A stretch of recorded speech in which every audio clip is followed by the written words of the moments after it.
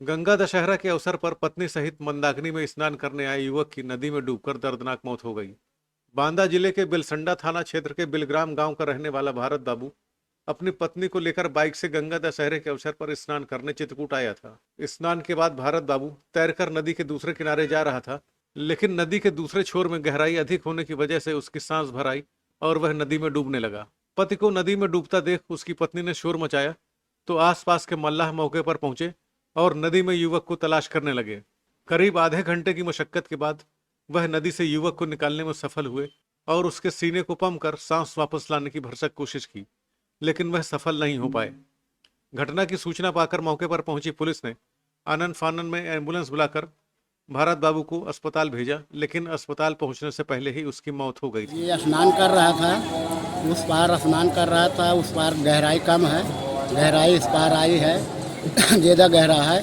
जहाँ तक इसका खड़ा हुआ है, जहाँ तक आया है, फिर आगे गहराई पड़ गई है तो वहाँ डूब गया है। तैरना नहीं उसको आता था। किसने निकाला नदी से? केवट लोग ने निकाला, ढूंढ करके डूब गए।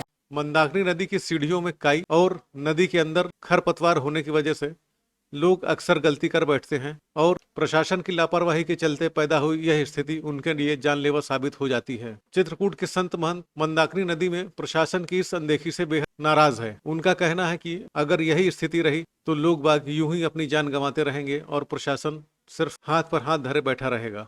इतना ये अनसेफ है, कितनी काई और जो सब जो खरपतवार है। वर्तमान की स्थिति जो हमारे यहाँ चित्रकूट प्रशासन या जनप्रतिनिधि हैं, उनकी ये उदासीनता का देखता हुआ प्रमाण है। घाटों में काइयाँ लगी हैं, नगर पंचायत द्वारा जल प्रवाह पूरी तरह से खोल दिया गया है, नीचे पानी में गहराई है और उसमें लोग डूब भी रहे हैं। सीढ़ियों में पैर रखते ही स्लिप करके गिरते हैं और चोटें खा रहे हैं। न नगर पंचायत देख पा रहा है, न उत्तर प्रदेश नगर पालिका देख पा रही है।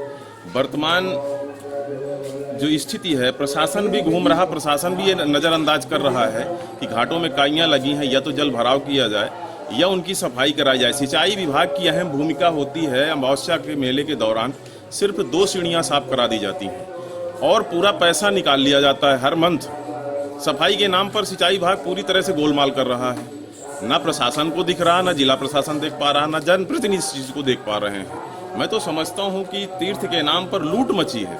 ऐसे से छोटे छोटे जो मेले होते हैं उसमें प्रशासन बिल्कुल ध्यान नहीं देता है कि क्षेत्रीय लोग नदी के पास आते हैं और स्नान करते हैं, तो कम से कम जिला प्रशासन को सतर्क होना चाहिए।